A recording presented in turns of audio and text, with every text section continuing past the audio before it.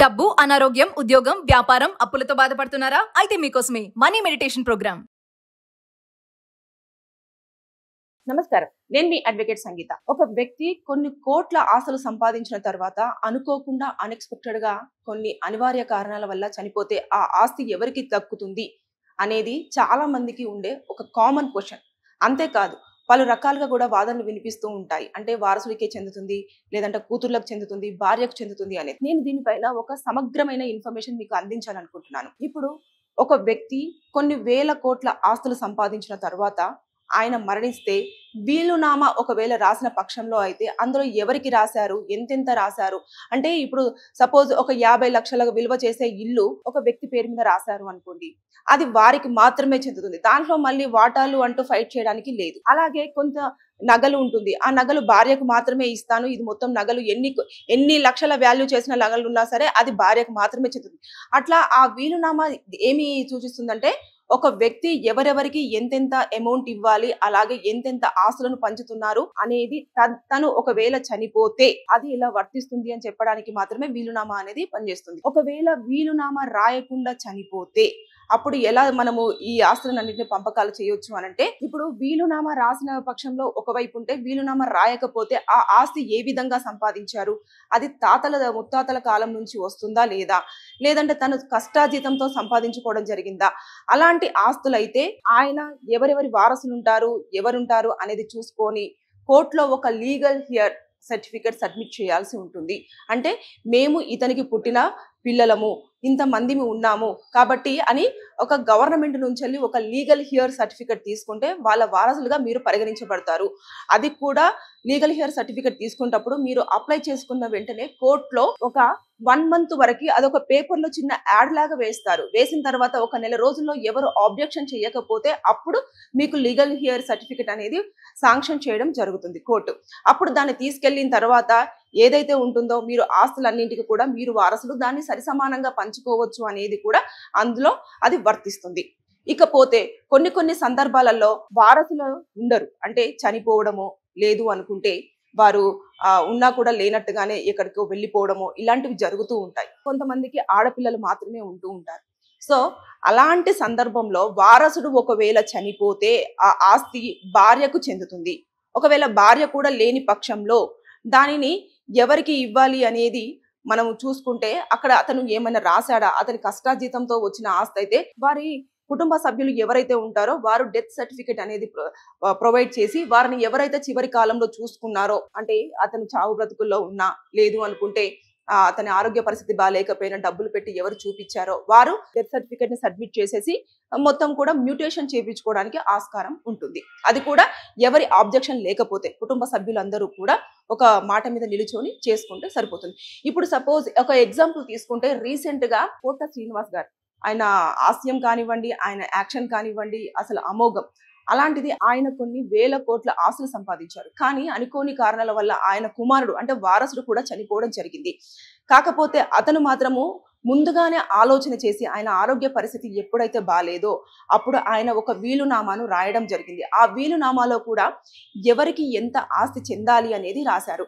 అదే ఆడపిల్ల ఒక అమ్మాయి ఉంది, అలాగే తనకి ఒక కొడుకు కూడా ఉండడం జరిగింది. కొడుకు కొన్ని కారణాల వల్ల శంషాబాద్ నుంచి వస్తున్నప్పుడు యాక్సిడెంట్ లో చనిపోవడం జరిగింది. సో వారసులు లేరు కాబట్టి ఈ ఆస్తి ఎవరికి చెందుతుంది అని చెప్పేసి ఎన్నో ప్రశ్నలు, ఆ వేల కోట్ల ఆస్తి ఎవరికి చెందుతుంది అనేది చాలా మందిలో ఒక వేల మిలియన్ టన్నుల ప్రశ్నగా మిగిలిపోయింది. కానీ అతను మంచిగా ముందుగానే ఆలోచన చేసి వీలునామా రాశాడు కదా, దాంట్లో ఏమని రాశాడు అంటే మనకు వస్తున్న వార్తలు కోట శ్రీనివాసరావు గారి సతీమణికి ఆస్తిలో సగం చెందుతుంది అని చెప్పేసి ఆ వీలునామా రాసింది ఉన్నట్టుగా చెప్తున్నారు.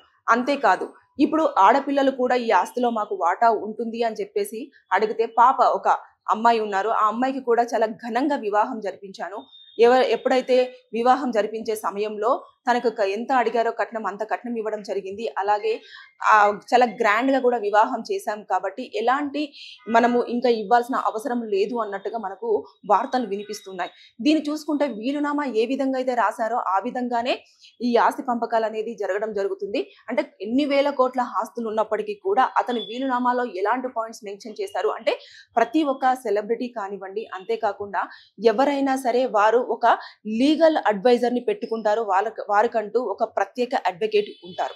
సో వారికి సంబంధించిన లావాదేవీలకు ఏవైతే ఎలాంటి ప్రాబ్లమ్స్ ఉన్నా, లేకపోతే ఎప్పుడు ఎవరికి రాసి ఇవ్వాలి, లేకపోతే ఆస్తిని ఎలా పంచాలి అనే దానిపైన కూడా ఆ లీగల్ గా ఎవరైతే చూస్తున్నారో ఆ అడ్వకేట్ తో వారు డిస్కషన్ చేయడం జరుగుతుంది. సో వారికి ముందుగానే చెప్పడం నేపథ్యంలోనే ఇలాంటివన్నీ కూడా ముందుగా రాసి పెట్టుకుంటారు. కాబట్టి మనం ఎలాంటి ఆటంకాలు లేకుండా మనము ఈ వీలునామా పత్రంలో ఏదైతే రాశారో దాని ప్రకారంగా కోట శ్రీనివాసరావు గారి ఆస్తులు ఏవైతే ఉన్నాయో అవి సరి సమానంగా భార్యకి అలాగే మనవడు మనవరాలికి చెందుతాయి అని చెప్పేసి చాలా క్లియర్ గా అందులో మెన్షన్ చేసి ఉంది అని వార్తలు అయితే చాలా వరకు వినిపిస్తున్నాయి. ఎప్పుడైతే వీలునామా రాస్తారో ఆ వీలునామా రాయడం వల్ల ఇన్ని ప్రయోజనాలు ఉంటాయి.